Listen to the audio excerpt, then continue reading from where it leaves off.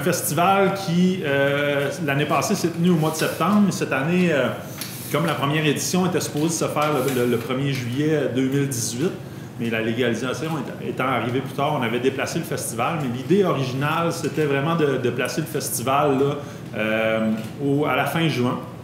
Et puis, bon, c'est pour ça que cette année, les dates ont changé.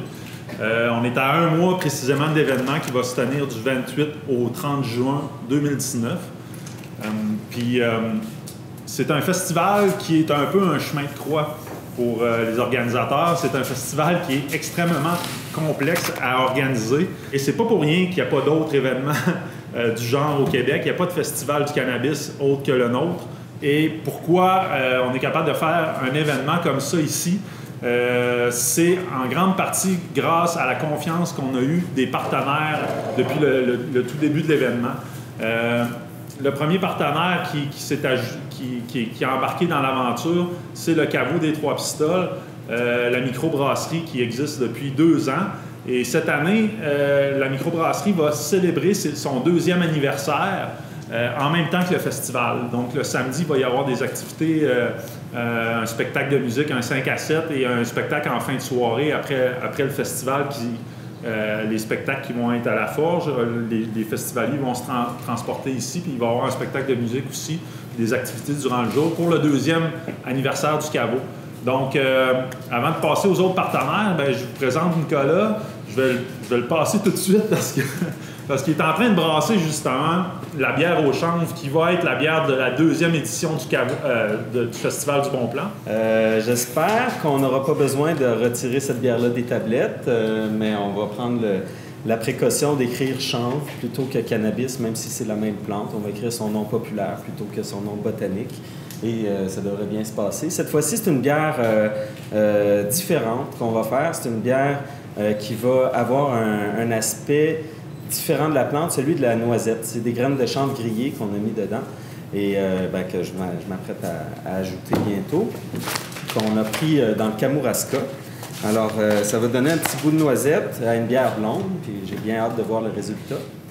On est très, très content de s'associer au Festival du Bon Plan parce qu'on croit que la filière cannabis, qui est c'est l'autre plante dans la même famille que le houblon. Okay? Le houblon et le cannabis sont les 2 seules plantes de la famille des cannabinacées. Et on pense que pour le développement de cette plante-là, de son usage, on devrait suivre le même modèle que celui des microbrasseries et non pas le modèle de l'industrie gigantesque qu'on est en train de voir se mettre en place. Et c'est un petit peu ça le message qu'on veut lancer.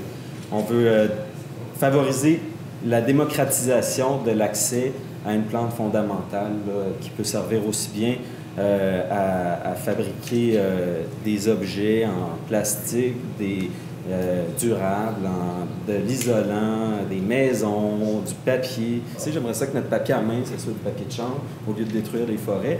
J'aimerais ça qu'on généralise l'accès à la plante là, dans tous les secteurs d'activité puis qu'on réduise notre utilisation du pétrole en conséquence. Un autre partenaire qui est là depuis le début et qui sans lui, on ne pourrait pas exister, c'est la Ville de Trois-Pistoles. La Ville de Trois-Pistoles, après une rencontre l'année passée où on a expliqué le bien fondé du festival, parce que quand on arrive avec la légalisation, par exemple, du cannabis, ça fait peur à bien des gens. C'est pas en évitant le sujet, c'est pas en le mettant en dessous de la table qu'on va faire évoluer les mentalités et qu'on va réussir à conscientiser et éduquer la population. Nous, on a une approche vraiment de réduction des méfaits. On travaille avec des travailleurs de rue, on travaille avec des spécialistes de la santé publique, on travaille avec le GRIP, le groupe de recherche en intervention psychosociale, qui passe de festival en festival pour faire de la prévention de la toxicomanie et de la dépendance. Donc, cette approche-là, je pense que c'est ça qui a plu à la Ville de Trois-Pistoles. Et puis, la Ville a décidé d'embarquer dans l'aventure du festival depuis les débuts. Et cette année, grâce à la Ville, on a réussi à avoir le fonds événementiel, obtenir des sous de la Ville pour nous accompagner dans l'événement, parce que c'est un événement qui est difficile à rentabiliser en plus. Donc, je pense que si la Ville n'appuyait pas le Festival du Bon Plan, on ne serait pas là aujourd'hui en train de faire cette conférence de presse-là. Donc, j'aimerais ça inviter Guillaume Côté-Philibert, qui est conseiller municipal à la ville de Trois-Pistoles, pour vous dire un petit mot, là. Bien, merci, Michael. Il a dit pas mal tout ce que je voulais dire. Ah. Mais non, ça me fait plaisir d'être ici pour représenter le conseil de ville de Trois-Pistoles.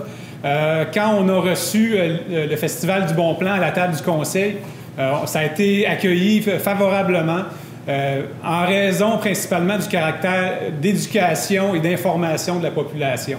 Et il y a 1 an, le conseil de ville a mis en place un fonds événementiel pour encourager les organismes et les gens dans le milieu qui organisent justement des événements, principalement hors de la saison, de la grosse saison touristique, et pour amener des gens de l'extérieur de la MRC des Basques à Trois-Pistoles, et pour que ça crée des retombées économiques dans le milieu. Et quand on a reçu la demande du Festival du Bon Plan cette année, bon, ça a passé à travers l'analyse rigoureuse qu'on fait avec tous les projets qui nous sont déposés. Et on s'est rendu compte que ça cadrait vraiment bien avec les objectifs du fonds, comme je l'ai dit, d'amener des gens de l'extérieur. Et pour l'avoir vécu l'an dernier, je suis allé à plusieurs conférences du Festival du Bon Plan. C'était majoritairement des gens de l'extérieur. C'était vraiment beau à voir, des gens de toutes les générations, de tous les âges. Donc, ça cadrait vraiment dans les objectifs du fonds événementiel. Donc, on a décidé de soutenir le Festival du Bon Plan cet été. Et donc, on souhaite longue vie au festival. Nous, on pense que ça va être positif pour justement briser certains tabous puis amener plus de science au lieu de préjugés par rapport au cannabis. Un autre partenaire qui est là depuis le début, c'est les Compagnons de la mise en valeur du patrimoine vivant de Trois-Pistoles.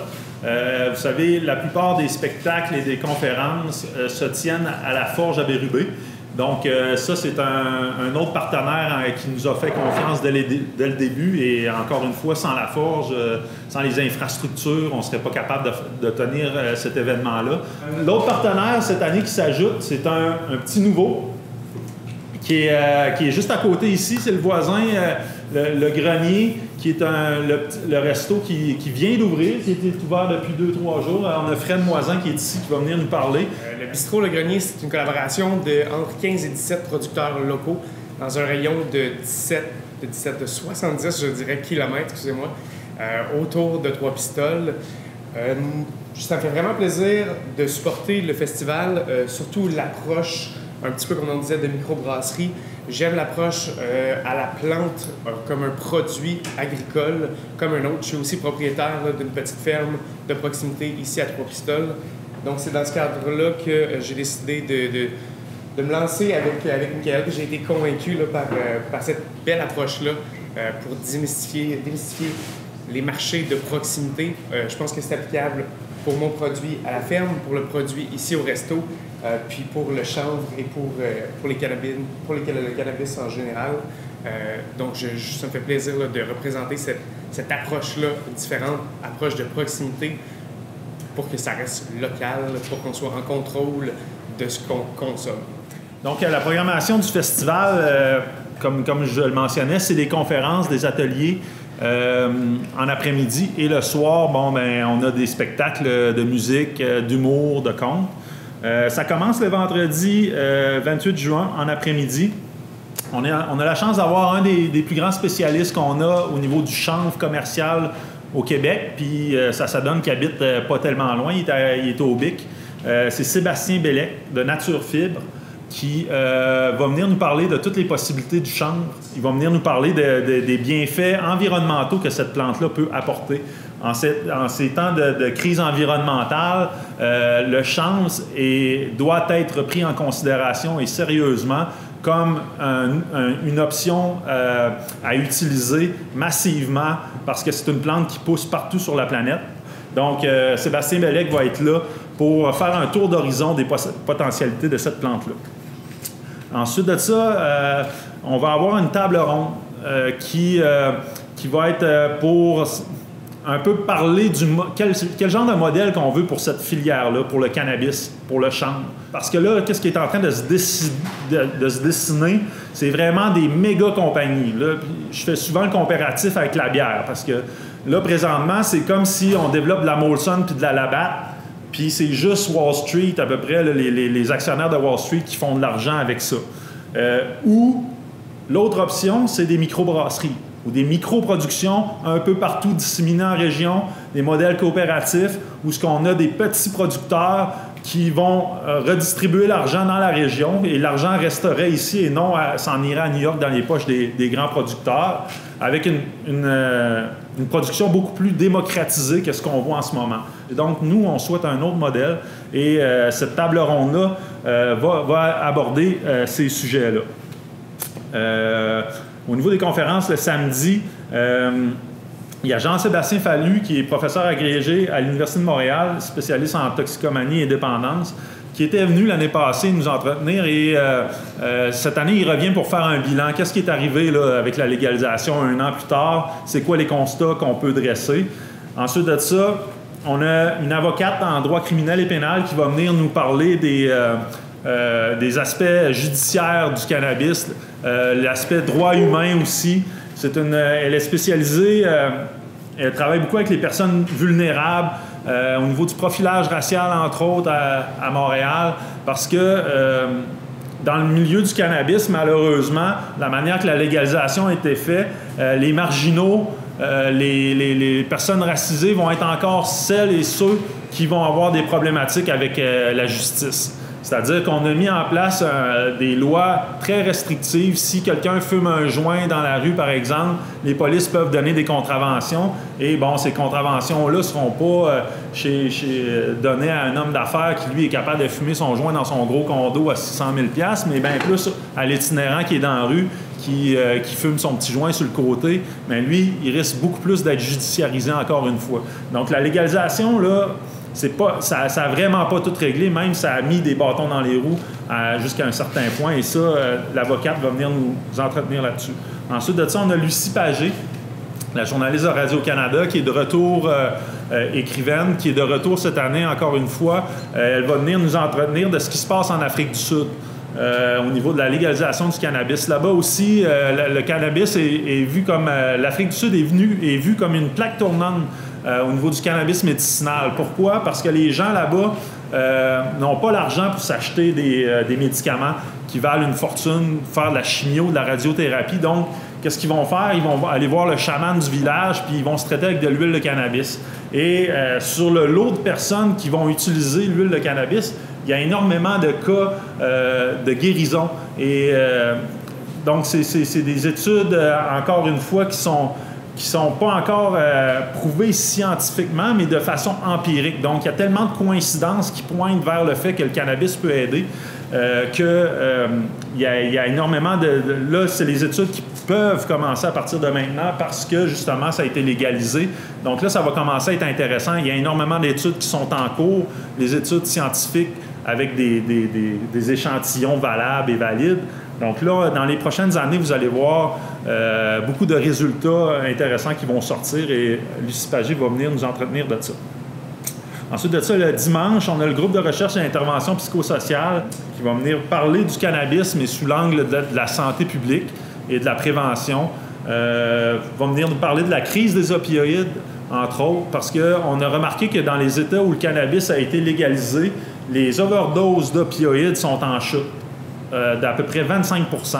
Pourquoi? Parce que les médecins, au lieu de prescrire des opioïdes, prescrivent du cannabis médicinal pour traiter des douleurs chroniques, par exemple. Donc, les gens avec le cannabis médicinal, c'est beaucoup moins dangereux que les opioïdes. Je pense que l'année passée, depuis à peu près 5-6 ans au Canada, il y a à peu près 10 000 morts. C'est une crise de santé publique. La moyenne d'âge au Canada a diminué à cause de cette problématique-là. Donc, le GRIP va venir nous parler de ces aspects-là qui tournent autour du cannabis, mais pas seulement le cannabis, là, au niveau des autres drogues également. Ensuite de ça, on va avoir une table ronde, le cannabis médicinal, tout ce que vous devez savoir. Donc, on va avoir des intervenants, des spécialistes, des scientifiques, comme le docteur en biologie moléculaire, François-Olivier Hébert, qui va être là, l'Association des intervenants en cannabis médicinal, l'équipe de la Croix-Verte, qui vont passer 2 heures avec le public à échanger. C'est une table ronde, oui, mais ça va être vraiment pour prendre les questions du public parce que, présentement, il y a énormément de gens qui ne savent pas comment ça fonctionne, qui veulent se traiter au cannabis, mais qui vont voir leur médecin. Les médecins ne sont pas à l'aise à prescrire le cannabis encore. Donc, ils réfèrent à la SQDC, ils vont à la SQDC, ils essayent de se traiter eux-mêmes. Donc, l'information ne circule pas. Et le festival, c'est une place justement pour pouvoir aller chercher cette information-là qui, malheureusement, est difficilement accessible au public.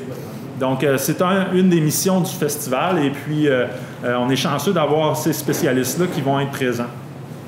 Au niveau des spectacles, vendredi, le 28 juin, on commence avec un petit 5 à 7 dans une arrière-cour pas loin d'ici. On garde ça secret pour l'instant. C'est un spectacle reggae acoustique avec un artiste local. C'est un petit 5 à 7 là, pour l'ouverture du festival. Ensuite de ça, on a un spectacle d'humour avec Fred Dubé et Christian Vanasse, qui s'appelle Du rire aux âmes. Ça, c'est présenté à la Forge à Bérubé de 19h30 à 21h. Ensuite de ça, on a une soirée pop qui commence à 21h avec Quentin Kondo, qui est un rappeur Micmac engagé qu'on a entendu parler dernièrement. Il vient de lancer un album et c'est vraiment très bon ce qu'il fait. Ça ressemble un peu à du Eminem, mais sauf que lui, il parle, au lieu de parler de la réalité des ghettos américains, lui, il parle de la réalité des réserves autochtones. Et puis, il dénonce qu'est-ce qui se passe, les conseils de bande, entre autres, tout ce qui est l'enquête des femmes autochtones disparues. Il aborde des sujets assez lourds, mais très importants. Donc, ensuite, on a Sensei H, qui est une jeune rappeuse de Rimouski, qui est originaire de Marseille, mais qui habite à Rimouski, qui va venir, et Willie Scandals, qui est un rappeur de Mohawk, de Ganawagé, qui vont être présents pour la soirée pop. Ensuite de ça, la soirée va se terminer avec un DJ Van Der à la Forge à Bérubé. Samedi, on va reprendre ça avec un 5 à 7, qui est pour le 2e anniversaire du caveau, et c'est Margaret Tractor qui fait du bluegrass, qui va être présente ici au caveau. Ensuite de ça, à 7h30, on a le cabaret d'habilité, comme je vous parlais tout à l'heure, présenté dans le cadre des Samedis de Comté, présenté par les Compagnons de la mise en valeur du patrimoine vivant. De 21h à 23h, on a le show de Shawit, qui est un reggae-man Innu de la Côte-Nord, qui, il y a quelques années, a gagné le Indigenous Music Award pour le meilleur album autochtone, qui va être présent. Donc, c'est vraiment à ne pas manquer. Ensuite de ça, à 23h, on va finir la soirée ici au caveau avec le band Les Rapailles qui viennent de Rimouski, qui sont aussi dans le bluegrass. Dimanche 30 juin, on a un 5 à 7 au Salon de Madame Félix. C'est le band Ouida avec Pauline Gonzalo et Michel Vézina qui présentent un show qui s'appelle La Brèche. Ils ont commencé à le tourner en Europe. Ils s'en viennent ici avec leur librairie ambulante qui s'appelle la librairie ambulante Le Buvard, qui va être présent sur place. Donc, c'est un gros camion qu'ils ont avec plein de livres à l'intérieur. Puis, on est en train de travailler sur une micro-édition spéciale pour le Festival du cannabis. Donc, eux, toute la fin de semaine, vous allez pouvoir rentrer dans leur librairie, acheter des livres si ça vous intéresse, jaser avec eux. Puis, eux, le dimanche soir, c'est ça, de 5 à 7, ils vont faire leur spectacle là, au Salon de Madame Félix, qui est attenant là, au petit bistrot, le grenier, juste ici. Le Salon de Madame Félix, pendant l'événement, ça va être un lieu où ce que les gens vont pouvoir aller tenir des discussions informelles. On va aussi avoir un espace de conférence autogéré. Donc, s'il y a des gens, des kiosques qui sont ici, qui veulent faire la promotion de leur kiosque, faire des ateliers, ils vont avoir la chance de pouvoir faire ça, puis ça va être gratuit durant le jour. Il va y avoir des présentations de documentaires également à cet endroit-là. Ensuite de ça, à 8h, on va finir ça en beauté avec Anora, qui fait dans le rhythm and blues et le soul. Anora, pour ceux qui écoutent La Voix, c'est une chanteuse qui avait fait tourner toutes les têtes là, il y a à peu près 2 ans. Et puis, vraiment une superbe belle voix. Puis là, elle vient avec toute son band, puis ça risque d'être une très belle soirée pour finir le festival en beauté.